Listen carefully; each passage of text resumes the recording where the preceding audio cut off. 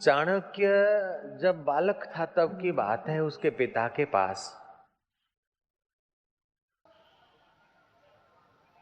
एक ज्योतिषी आ गया। सामुद्रिक लक्षणों से वो सब बता देने की क्षमता रखता था। चाणक्य के बाप के पास चाणक्य के पास ज्योतिषी आया और बच्चे को देखा। बच्चे के सामुद्रिक लक्षणों को देखकर ज्योतिषी खुश हो गया। बोले, वाह चाणक्य, तुम्हारा बेटा वाह राजा बनेगा, राजा। चाणक्य का बाप चिंतित हुआ। बोले, मेरा बेटा राजा? ऐसा क्या मेरा दुर्भाग्य है? बोले, महाराज तुम्हारा बेटा राजा बनेगा, दुर्भाग्य कैसे? ये किसी जन्म का तप है। तपेश्वरी राजेश्वरी, राजेश्वरी भोगेश्वरी, भोगेश्वरी तो नरकेश्वरी। राज भोग में मस्ताना हो जाएगा तो फिर नरक में जाना पड़ेगा। तुम किस लक्षणों से बोलते हो कि मेरा बेटा राजा बनेगा? ज्योतिषी ने बोला कि इसका जो दांत है अमुक वो नोकीला है और बाहर को है। नोकीला है, इसकी नोक बताती है कि ऊंचे शिखर पर रहेगा, राजा बनेगा। चाणक्य के बाप ने कहा, ठहरो ज्योतिषी, बैठे रहना। चाणक्य का हाथ पकड़ के वो अंदर कमरे में ले गया अपने बेटे को। कानस होती है, कानस लोहे की, जैसे नील कटर में होते ना एक कानस जैसा नील को घिसने का, ऐसे कानस से उस दांत की नोक को घिस डाला बाप ने। चाणक्य के बाप ने दांत की जो नोक थी उसको घिस डाला। बाद में बताया ज्योतिषी को, अब क्या मेरा बेटा बनेगा? बोले, अब राजा नहीं बनेगा, राजाओं को सही रास्ता दिखाने वाला संत महापुरुष, राजाओं का गुरु बनेगा। महाराज 100 राजा मिलकर एक ब्रह्मज्ञानी नहीं बना सकते, 1000 अमीर मिलकर एक संत नहीं बना सकते, लेकिन एक संत हजारों कंगालों को अमीर बना सकता है और हजारों अमीरों को महा अमीर परमात्मा का भक्त और ज्ञानी बना सकता है। महाराज, उस समाज के सौभाग्य हैं जिस समाज में कोई ब्रह्म विज्ञानी महापुरुष पैदा होता है। उस समाज के लोगों को गर्व होता है कि हमारे समाज में कोई ब्रह्मज्ञानी गुरु होया सी। महाराज, ये आपके समाज में राजाओं का गुरु बनेगा। जयराम जी की आयो सभई राम वरी चौ श्री राम। फरीदुद्दीन अत्तार एक सूफी फकीर हो गए, गजब के थे, बड़े अच्छे संत थे। अरबियों की और तुर्कियों की आपस में मुठभेड़ चलती रहती थी। कभी न कभी युद्ध में बॉर्डर पर कुछ न कुछ खटपट होती रहती थी, जैसे हिंदुस्तान और पाकिस्तान के बॉर्डर पे होती रहती। जयराम जी की बोलो। फरीदुद्दीन अत्तार को तुर्की सिपाहियों ने पकड़ लिया कि शत्रु पक्ष का है, शत्रु के राज्य का है। वो था तो फकीर, उसको पकड़ लिया। राजा साहब को बता दिया तुर्कियों को कि वहां के फकीर को पकड़ा है। राजा ने घोषणा कर दिया कि हमारे शत्रु के राज्य का है, इसको फांसी लगा देंगे फलानी तारीख। अरब के लोगों ने सुना कि अरे, हमारे देश का ब्रह्मज्ञानी फकीर, हमारे देश का फकीर जिसने पंथ बाड़ा नहीं, इंसान मात्र में वो रूह है, सब में एक मालिक है, ऐसा ज्ञान दिया, सबके भले में अपना भला है, ऐसा जिस फकीर ने उपदेश दिया, हर कौम और हर जाति के भीतर वह एक का एक ला इल्ला इल्ला है, ऐसा जिसने ब्रह्मज्ञानियों जैसा उपदेश दिया, ऐसा फकीर, और उसको फांसी। अरब के सेठ लोग इकट्ठे हो गए। उन्होंने मीटिंग ली और तुर्क नरेश को संदेशा भिजवाया कि फकीर के बराबर के हीरे मोती तोलकर हम तुम्हें दे सकते हैं, लेकिन हमारे देश के फकीर की कुर्बानी हम नहीं दे सकते। तुर्क नरेश ने इनकार कर दिया, हीरे मोती नहीं चाहिए। जवानों ने मीटिंग किया कि तुम अगर हमारे देश का एक इंसान मारकर अपने को खुश देखना चाहते हो तो हमारे जवानों में से एक जवान अपनी बलि देने को तैयार है, चाहे किसी भी जवान का तुम नाम भेजो, ये हम लिस्ट भेज रहे हैं, उनकी सिग्नेचर भी है। तुम कोई भी जवान का नाम पसंद करो, हम एक जवान भेज देते हैं, लेकिन हमारे इस फरीदुद्दीन अत्तार को छोड़ दो। तुर्क नरेश नहीं माना। आखिर अरब का सम्राट सोचता है कि ये फकीर, हमारे देश में ब्रह्मज्ञानी फकीर, संशय की फाकी क्या ऐसा फकीर, मेरा तख्त जाए तो जाए लेकिन मेरा संत न जाए। बस अरब नरेश ने संदेशा भेजा तुर्क नरेश को कि तुम चाह अगर नहीं मानते हो रुपयों से और एक जान लेने से, तो मैं पूरा का पूरा तख्त देने को तैयार हूं, लेकिन उस फरीदुद्दीन अत्तार को फांसी मत दो।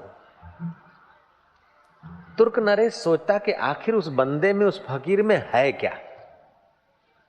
तुर्क का सम्राट गया जेल में जहां उस फकीर को बंद किया था, पैर से सिर तक, सिर से पैर तक घुर घुर कर देखता है। उस फकीर की निगाह राजा पर पड़ती, राजा की निगाह फकीर से टकराती है। नूरानी नजर सा दिलबर दरवेशन मुखे निहाल करे चले, निगाहों से वो निहाल हो जाते हैं जो फकीरों की निगाहों में आ जाते हैं।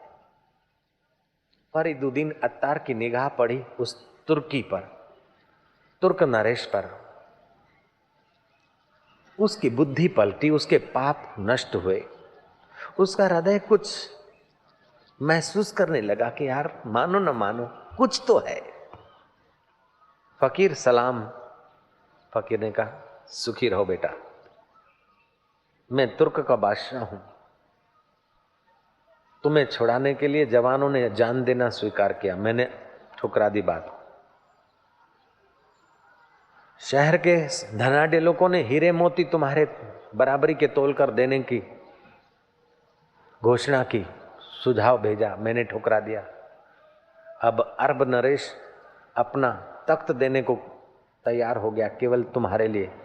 तुम्हारे में ऐसी कौन सी चीज है, क्या कीमती चीज छुपी है फकीर? फकीर ने कहा कोई कीमती चीज नहीं छुपी है, जो मुझ में छुपी वो तुझ में भी छुपी है, तेरे में छुपी है और मेरे में प्रकट हुई है, बस इतना फर्क है। फकीर के सच्चे अनुभव युक्त वचनों से तुर्क नरेश प्रसन्न हो गया। तुर्क नरेश का दिल बदल गया। जो बॉम्ब दिल नहीं बदल सकते, बंदूक की गोलियां दिल नहीं बदल सकती, कायदे की जंजीरें दिल नहीं बदल सकती, वह फकीरों के सत्संग और वचनों से दिल बदला जा सकता है। महाराज, तुर्क नरेश ने संदेशा भेजा अरब नरेश को कि तुम्हारे फकीर को मैं स्वयं लेकर वहां आना चाहता हूं, क्या आप और हम समझौते के राह पर चल सकते हैं? अरब नरेश ने कहा भैया तेरे मुंह में घी शक्कर, हम तुम्हारा बड़े आदर से सत्कार करेंगे, हम आपका इंतजार करते हैं, आपके सत्कार के लिए तैयारियां करते हैं। तुर्क नरेश उस फकीर फरीदुद्दीन अत्तार को ले गया। अरबी और तुर्की लोग कई दिनों से लड़ मर रहे थे। एक फकीर के निर्दोष भाव के दीदार से दोनों राजाओं में समझौता हुआ और प्रजा में भी शांति आई। ये ब्रह्म ज्ञान और मालिक के ध्यान की कैसी महिमा है, सत्संग की कैसी महिमा। फरीदुद्दीन अत्तार पहले अत्तर का व्यापारी था, अत्तर की दुकान पर अत्तर बेचता था। उसको भी मिल गया एक कोई सूफी फकीर, भगवान के नाम से कुछ मिल जाए, मालिक के नाम से कुछ मिल जाए। फरीदुद्दीन अत्तार ग्राहकों में मशगूल था। संत ने कहा इतना धंधे रोजगार में इतना मशगूल है, अपनी मौत भूल गया। एक संत आकर खड़ा है और उठाकर आंख देखता भी नहीं, क्या मरेगा नहीं तू रे? फरीदुद्दीन अत्तार ने कहा हे साधु महाराज, जैसे तुम मरोगे ऐसे हम भी मरेंगे। बोले बात छोड़, जैसे हम मरेंगे ऐसे तुम कैसे मरोगे, हम तो अभी मर सकते हैं। साधु ने चादर बिछाई, पैर लंबे कर दिए, हे भगवान, देने वाला ऐसे ढंग से देता है, लेने वाला समझता मेरा ही है और अपनी मौत भूल गया, अब हम तेरे तरफ आ रहे हैं। ऐसे करके संत ने सदा के लिए आंख बंद कर दी।